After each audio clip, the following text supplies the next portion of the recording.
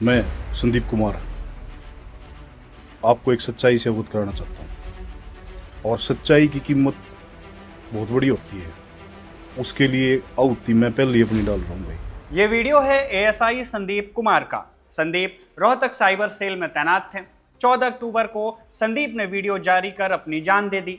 इस वीडियो में संदीप जो कह रहे हैं वही बातें उन्होंने अपने फाइनल नोट में लिखी। नाम पर गौर किया आपने? इसी नाम से आईपीएस पूरन कुमार ने भी अपनी आखिरी चिट्ठी लिखी थी। इसके बाद उन्होंने अपनी जान ले ली। तो फाइनल नोट के बाद एक और फाइनल नोट हमारे सामने है। तब पूरन कुमार ने आरोप लगाए थे और अब एएसआई संदीप कुमार ने पूरन कुमार पर ही आरोप लगा दिए हैं। संदीप ने अपनी जान क्यों ली और उनके लगाए आरोपों ने पूरन कुमार के मामले को कौन सी नई दिशा दे दी है, आज के खबरगांव समाचार में इस पर विस्तार से बात करेंगे।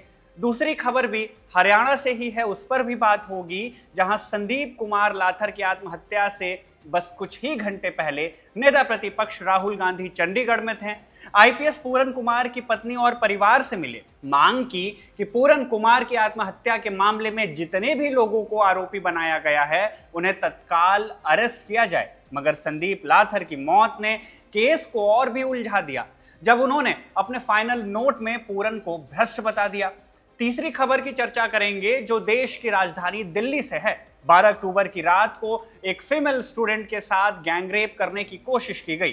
दिल्ली के मैदानगढ़ी पुलिस स्टेशन को एक पीसीआर कॉल आता है और सूचित किया जाता है कि एक स्टूडेंट को 3-4 लोगों के द्वारा सेक्सुअली असॉल्ट किया गया।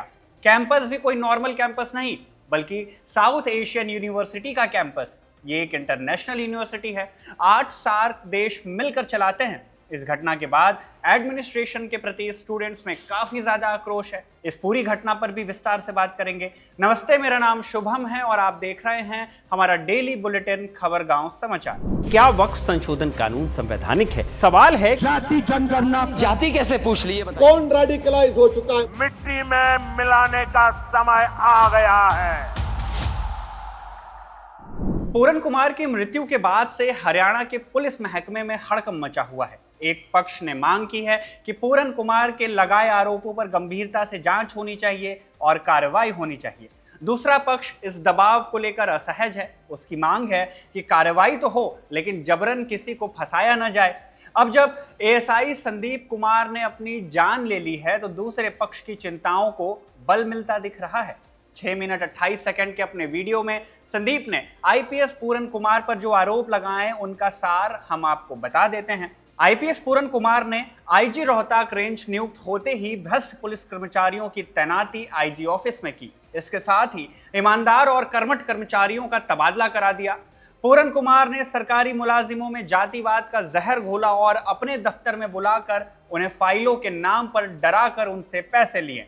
आईपीएस पूरन कुमार ने बिना किसी शिकायत के ही रोहतक रेंज से फाइलें निकालकर उनमें छोटी मोटी गलतियां निकालकर उन्हें मेंटली टॉर्चर किया। पूरन कुमार के स्टाफ में सुनील और उनके गनमैन सुशील दोनों लोगों को टॉर्चर कर उनसे पैसे अटते थे। हम एक और बार बता दें कि ये आरोप और भाषा संदीप कुमार के हैं। दर्शकों की जानकारी के लिए ये भी बता दें कि संदीप ने अपनी शिकायत में जिस सुशील का नाम लिखा ये वही हैं जिनके खिलाफ 6 अक्टूबर को रोहतक के अर्बन स्टेट पुलिस स्टेशन में एक मामला दर्ज हुआ था जिसमें उनके खिलाफ डरा धमका कर रिश्वत लेने के आरोप लगे थे। आईपीएस पूरन कुमार की पत्नी आईएएस समनीत के मुताबिक इस केस में झूठे आरोपों के तहत पूरन का नाम भी शामिल किया गया था और इसी केस ने पूरन की सुसाइड से पहले ट्रिगर इवेंट का काम किया। संदीप कुमार ने इन्हीं सुशील पर आरोप लगाया कि ये लोगों को उनकी फाइलें खोलने की धमकी देते, सामान्य नागरिकों को भी फिजिकली और मेंटली टॉर्चर करते थे और ऐसा करके वो रिश्वत की मांग करते। संदीप ने कुछ और आरोप भी लगाए हैं। मसलन महिला पुलिस को दफ्तर में बुलाकर ट्रांसफर के नाम पर परेशान किया गया और उनका यौन शोषण किया गया। अगर कोई सवाल उठाने की कोशिश करता तो पूरन कुमार धमकी देते हैं कि मेरी घरवाली आईएएस है, साला विधायक है और पूरा परिवार एससी आयोग में है, कोई मेरा कुछ नहीं बिगाड़ पाएगा। धमकी देकर रिश्वत मांगने के आरोप में जब एक व्यापारी ने मुकदमा दायर किया और आईजी पूरन कुमार का नाम उस केस में आया तब पूरन कुमार ने एससी आयोग का सहारा लिया और इसे राजनीतिक रंग देने के लिए जान दे दी क्योंकि वो गिरफ्तारी से बचना चाहते थे। अपने नोट की अंतिम लाइनों में संदीप ने पूरन कुमार की पत्नी पर आरोप लगाते हुए दावा किया कि उनके भ्रष्टाचार का खुलासा न हो और उनकी संपत्ति की जांच न हो, इसलिए वो ढोंग कर रही हैं।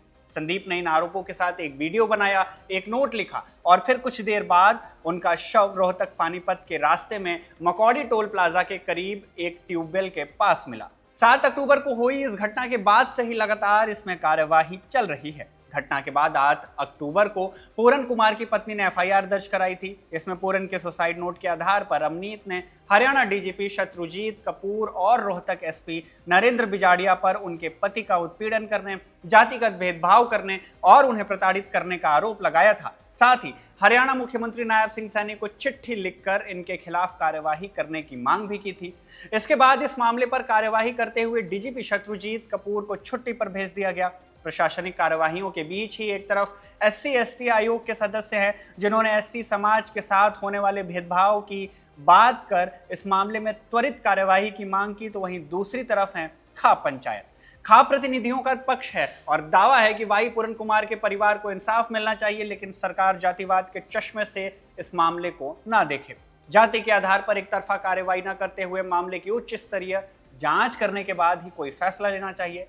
पूरन कुमार ने अपने नोट और उनकी पत्नी अमनीत ने अपनी एफआईआर में दावा किया था कि पूरन को SC/ST समुदाय से होने के कारण जाति सूचक गालियां दी गईं, उन्हें जाति के आधार पर प्रताड़ित किया गया। लेकिन अब ASI संदीप के आरोपों के मुताबिक पूरन कुमार ने जाति का नाजायज फायदा उठाकर भ्रष्टाचार किया। कुल मिलाकर हरियाणा के पावर सर्कल में अब इन दोनों फाइनल नोट की चर्चा है। दोनों के अपने अपने आरोप हैं, लेकिन कौन सही कितना सही ये एक जांच का विषय है। संदीप कुमार वाली खबर आने से कुछ ही घंटे पहले नेता प्रतिपक्ष राहुल गांधी ने चंडीगढ़ में IPS पूरन के परिवार से मुलाकात की। इस दौरान वो उनकी पत्नी IAS अमनीत से भी मिले। परिवार ने अभी तक पूरन के शव का पोस्टमार्टम तक नहीं कराया है। इसके कारण सरकार पर लगातार ये दबाव बढ़ता जा रहा है कि किसी भी तरह इस मामले को हैंडल किया जाए। इसलिए आज खबर आई कि हरियाणा के डीजीपी शत्रुजीत कपूर को छुट्टी पर भेज दिया गया। मगर परिवार से मिलने के बाद राहुल गांधी ने सरकार पर यह आरोप लगाया कि वो पीड़ित परिवार के खिलाफ भेदभाव कर रही है क्योंकि वो दलित हैं। राहुल गांधी ने कहा कि अधिकारियों पर कार्रवाई करने में जो देरी की जा रही है उससे देश के दलितों को ये गलत संदेश जा रहा है कि वो कितने भी काबिल हों, लेकिन अगर वो दलित हैं तो इस देश में उनकी कोई पूछ नहीं। पूरन कुमार को सिस्टमैटिक तरीके से बीते 6-7 सालों से प्रताड़ित किया जा रहा था ताकि उनका करियर डैमेज किया जा सके। राहुल गांधी ने मांग की कि जिन लोगों को भी इस मामले में आरोपी बनाया गया है उनकी गिरफ्तारी हो। एक परिवार का मामला नहीं है, देश में करोड़ों दलित भाई बहन हैं, उनको गलत मैसेज जा रहा है। क्या मैसेज जा रहा है कि आप कितने भी सक्सेसफुल हो, कितने भी इंटेलिजेंट हो, कितने भी कैपेबल हो, अगर आप दलित हो आपको दबाया जा सकता है, आपको कुचला जा सकता है, आपको फेंका जा सकता है, और ये हमारे लिए एक्सेप्टेबल नहीं है। तो मेरा मैसेज है as LOP to prime minister of India, to chief minister of Haryana,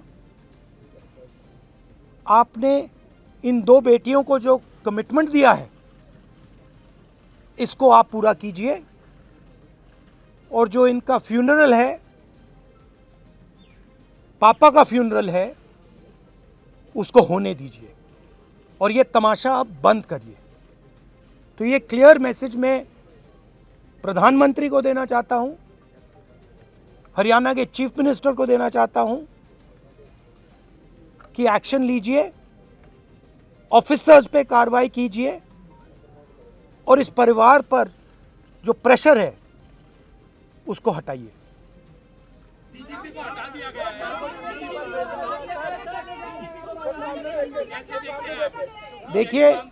देखिए एक सेंसिटिविटी है, ये एक सर्विंग ऑफिसर है, तो ये एक सर्विंग ऑफिसर हैं।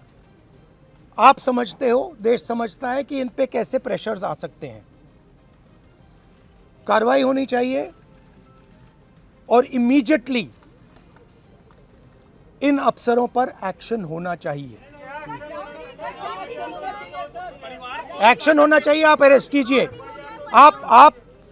आप अरेस्ट कीजिए, फॉल्सली ये केस लगाया गया है, आप अरेस्ट कीजिए, एक्शन शुरू कीजिए। Thank you. लेकिन जिस तरह ये पूरा मामला बदला है उससे केस की गुत्थी और ज्यादा उलझ गई है। लोग संदीप कुमार की कथित सुसाइड को संदेह के नजरिए से देख रहे हैं। आने वाले कुछ घंटे इस केस के लिए महत्वपूर्ण होने जा रहे हैं। जो भी अपडेट्स आएंगे हम आपसे जरूर साझा करेंगे। अब बढ़ते हैं अगली खबर की ओर। 12 अक्टूबर साउथ एशियन यूनिवर्सिटी कैंपस के भीतर एक फीमेल स्टूडेंट के साथ सेक्सुअल असॉल्ट की बात सामने आई। आरोप इसी यूनिवर्सिटी के एक सिक्योरिटी गार्ड और उसके कुछ दोस्तों पर लगे हैं। यह घटना रात के लगभग 10:30 बजे की है, जब यूनिवर्सिटी के ओपन थिएटर के पास एक कंस्ट्रक्शन साइट पर उसके स्टूडेंट्स के साथ यौन उत्पीड़न किया गया। सिक्योरिटी गार्ड सहित 3 और लोगों ने स्टूडेंट को पकड़कर उसके साथ यौन संबंध बनाने की कोशिश की। जब वो इस चीज का विरोध कर रही थी उस वक्त वहां से कोई गुजर रहा था और लड़की ने शोर मचाना शुरू कर दिया। इसके बाद सारे आरोपी वहां से भाग गए। इसके बाद लड़की के दोस्त उसे हॉस्टल ले गए। इस मामले में जो एफआईआर की गई है उसके मुताबिक सबसे ज्यादा हैरान करने वाला रवैया एडमिनिस्ट्रेशन का रहा। खबरगांव ने एफआईआर की कॉपी देखी। इसके मुताबिक हॉस्टल इंचार्ज अनुपमा को कॉल किया गया और इस बात की सूचना दी गई, लेकिन इंचार्ज ने आने से मना कर दिया और कहा कि वो सुबह आएगी। सुबह में हॉस्टल इंचार्ज ने पुलिस कंप्लेंट कराने की बजाय कहा कि जाकर नहा लो, सब ठीक हो जाएगा। जब ये बात कैंपस के और स्टूडेंट्स को पता चली तो शाम के बाद से ही कैंपस के भीतर विरोध प्रदर्शन शुरू हुए और फिर पीड़िता को मेडिकल जांच और इलाज के लिए पंडित दीनदयाल उपाध्याय हॉस्पिटल में ले जाया गया। देर रात ही स्टूडेंट्स के दबाव के बाद मुकदमा दर्ज कराया गया। विश्वविद्यालय ने जांच के लिए एक समिति भी बनाई है जो 10 दिनों में अपनी रिपोर्ट देगी। स्टूडेंट्स अभी भी आंदोलनरत हैं। कैंपस में भारी प्रदर्शन है और हॉस्टल इंचार्ज को निलंबित करने की मांग की जा रही है, क्योंकि उन्होंने पीड़िता को चुप कराने की कोशिश की, उसके व्यवहार पर सवाल उठाए, नहाने की सलाह दी जिससे सबूत मिट सकते थे और अस्पताल और पुलिस की प्रक्रिया में देरी की। छात्रों ने यह भी मांग की कि जांच समिति में 2 छात्र प्रतिनिधि शामिल किए जाएं। कई विभागों में छात्रों ने पीड़िता के समर्थन में कक्षाएं तक बंद रखी। खबरगांव से सत्यम और जेरी कल रात और आज पूरे दिन ग्राउंड पर रहे। उन्होंने स्टूडेंट से बातचीत की, ये भी सुनिए। मैं फर्स्ट ईयर का स्टूडेंट हूँ, तो मेरे फर्स्ट हैंड एक्सपीरियंसेस नहीं है, लेकिन कुछ भी इशू को इन्होंने दबाना, मतलब एक स्टूडेंट्स का जो वॉइस होती है ना, वो फुल वॉइस नहीं आ पाती है, नहीं दे पाते हैं। They try to suppress the voices. Yes. और अभी आगे चलकर क्या आपकी मांगे हैं और आप लोग किस तरीके से और इस पर दबाव डालने की कोशिश करेंगे एडमिनिस्ट्रेशन पर? वी आर जस्ट लाइक कि इस इशू को जल्दी से जल्दी रिजॉल्व किया जाए।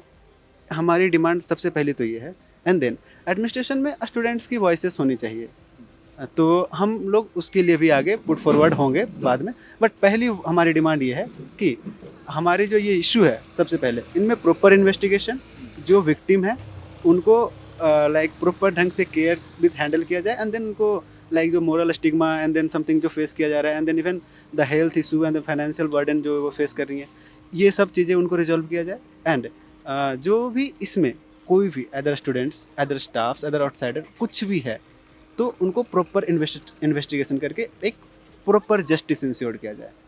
Proper justice, we are only demanding proper justice.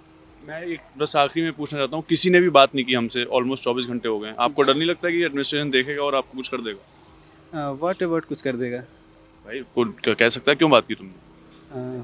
Almost like the rustication. It's not about की रेस्टिकेशन। अगर आप इस बात से डर रहे हैं कि आपको कोई कॉलेज में रेस्टिकेट कर देगा और आप बात करना नहीं चाह रहे हैं, मतलब आप सही से पढ़ ही नहीं रहे। कि एफआईआर फाइल हो चुकी है और पुलिस जो डीसीपी साउथ है उनका बयान ये था कि इसमें जांच जारी है। कल सर्वाइवर का बयान भी लिया गया था। एसएयू ने, जो यूनिवर्सिटी है, उसने एक्स पर पोस्ट करके इस घटना की निंदा की है और ये आश्वासन दिलाया है कि वो इसमें कड़ी से कड़ी सज़ा दिलवाने का काम करेंगे, पूरी जांच में सहयोग कर रहे हैं पुलिस का, और इस घटना की निंदा भी की है। छात्रों की जो मांगे हैं, जो अंदर एडमिन ब्लॉक का अभी भी घेराव है, छात्र प्रदर्शन कर रहे हैं, वो प्रदर्शन के वीडियोस आप अपनी स्क्रीन पर देख सकते हैं। छात्रों की मांगे ये हैं कि जो 2 नाम लिखे गए हैं, जो पीछे दरवाज़ा आपको दिख रहा है उसमें भी 2 नाम हैं, वार्डन का और केयर टेकर का, उनको सस्पेंड करने की मांग कर रहे हैं छात्र। और ये मांग कर रहे हैं कि जो कमेटी बनाई जाती है, कंप्लेंट्स कमेटी, उसमें स्टूडेंट्स रिप्रेजेंटेटिव भी शामिल हों और जेंडर सेंसिटाइजेशन कमेटी भी ठीक तरह से इस कैंपस के अंदर लागू की जाए। तो और इस घटना से जुड़े जो भी अपडेट्स आएंगे खबरगांव आप तक पहुंचाता रहेगा। देखते रहिए खबरगांव। तो आज के खबरगांव समाचार में बस इतना ही। इसे लिखा हमारे साथी ऋषिकेश ने, शूट किया हमारे साथी आनंद ने। मेरा नाम शुभम है और आप देखते रहिए खबरगांव।